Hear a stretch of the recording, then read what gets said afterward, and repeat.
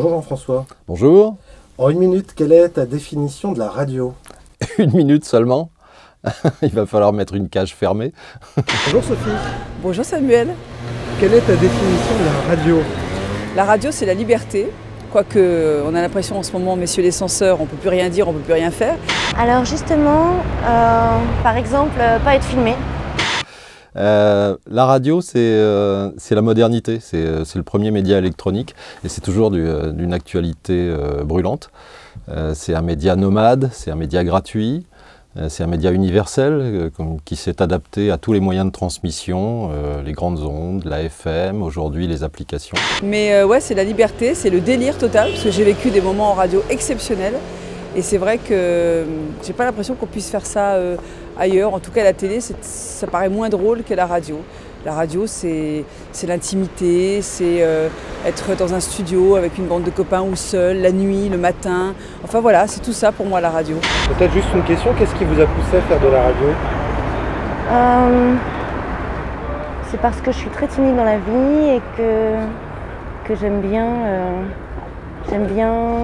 jouer avec ma voix. Et les voix, c'est très important.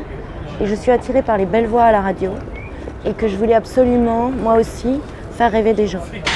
Et pour te prouver à quel point la radio c'est moderne, je vais te lire un petit texte. Et puis ensuite je te dirai d'où il vient. La radio. Délasser le travailleur recru par sa journée.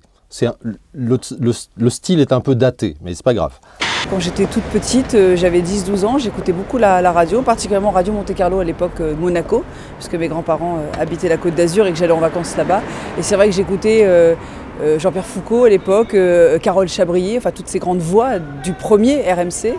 Et j'ai dit c'est ça que je veux faire, je veux parler dans le micro, je veux lancer des disques, je veux parler aux gens au téléphone. Voilà. Et j'ai commencé, j'avais 13 ans et demi, 14 ans à Grenoble, dans ma ville, sur les premières radios FM qui sont arrivées dans les années 80, au tout début des années 80. La définition de la radio, c'est justement le pouvoir de faire rêver les gens au moment précis où ils écoutent la radio, sans voir les personnes. Donc je reprends. Délasser le travailleur recru par sa journée. Informer sans passion l'auditeur curieux. Apporter le conseil utile ou le beau texte porteur de rêve. Permettre aux jeunes de se faire entendre. Aux compositeurs inconnus de se faire jouer. Créer dans une maison éloignée et solitaire l'illusion d'une amitié. Quelle belle tâche à laquelle toute l'équipe enthousiaste de Radio Luxembourg puise la joie du travail. Signé René-Louis Pelvet, directeur général de Radio Luxembourg. Ce texte date de 1954, 60 ans.